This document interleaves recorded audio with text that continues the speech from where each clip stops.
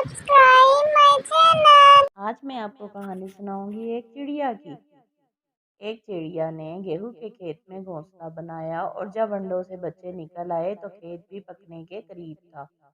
ایک دن جب وہ دانہ دنکے کی تلاش میں جانے لگی تو اس نے بچوں سے کہا، میرے بعد اگر کھیت کا مالک آئے یا اس کے گھر والے آئیں تو ان کی باتیں غور سے سننا اور پھر مجھے بتانا وہ کیا باتیں کر رہے تھے۔ چڑیا کے جانے کے ذرا دیر بعد کھیت کا مالک آیا اور اپنے بیٹے سے کہنے لگا، میں سمجھتا ہوں کھیت پک چکا ہے، کل صبح اپنے دوستوں کے پاس جاؤ اور ان سے کہو کہ کھیت کاٹنے میں ہماری مدد کریں۔ شام کو چڑیا واپس آئی تو بچے پر پھیلا کر چیں چیں کر کے اس کے آس پاس پھرنے لگے اور جو کچھ سنا تھا وہ بتانے لگے اور بولے، اے ماں، اب ہمیں یہاں سے جلد از جلد چلے جانا چاہیے کیونکہ کھیت کٹنے والا ہے۔ چڑیا نے کہا، خاطر جمع رکھو، گھبرانے کی کوئی ضرورت نہیں۔ یاد رکھو جس کھیت کا مالک اپنے دوستوں اور پڑوسیوں پر بھروسہ کرتا ہے اس کا کھیت نہیں کٹتا۔ مجھے یقین ہے یہ کھیت کل نہیں کٹے گا۔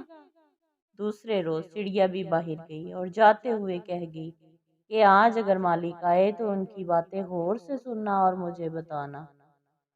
کچھ دیر بعد کھیت کا مالک آیا اور بہت دیر تک اپنے پڑوسیوں اور دوستوں کی راہ دیکھتا رہا لیکن وہاں کوئی نہ آیا۔ جب دھوپ تیز ہو گئی تو اپنے بیٹے سے کہنے لگا، ان دوستوں اور پڑوسیوں کا کوئی بھروسہ نہیں، بہتر ہے کہ تم اپنے چچا زاد اور بھائیوں سے کہو کہ کھیت کاٹنے میں ہماری مدد کریں۔ یہ باتیں سن کر چڑیا کے بچے بہت ڈرے اور جیسے ہی چڑیا آئی تو پر پھیلا کر چیں چیں کر کے اس سے کہا کہ آج یہ بات ہوئی ہے۔ یہ سن کر چڑیا نے کہا، بچوں، خاطر جمع رکھو، گھبرانے کی کوئی بات نہیں۔ مجھے لگتا ہے کہ اس کے رشتے دار اس کے کام نہیں آئیں گے۔ اگلے دن جب چڑیا دانہ دنکے کی تلاش میں جانے لگی تو اس نے پھر کہا، بچوں، کھیت کے مالک کی باتیں غور سے سننا اور مجھے بتانا، یہ کہہ کر چلی گئی۔ کچھ دیر بعد کھیت کا مالک آیا اور بہت دیر تک اپنے بھائی اور بھتیجوں کا انتظار کرتا رہا لیکن وہاں کوئی نہ آیا۔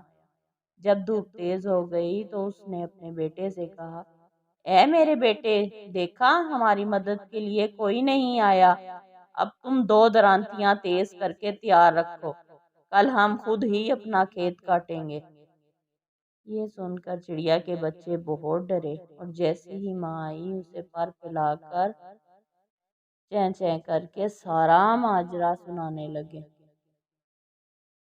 یہ بات سن کر چڑیا نے کہا، اے بچوں، اب ہمیں یہاں سے ضرور چلے جانا چاہیے۔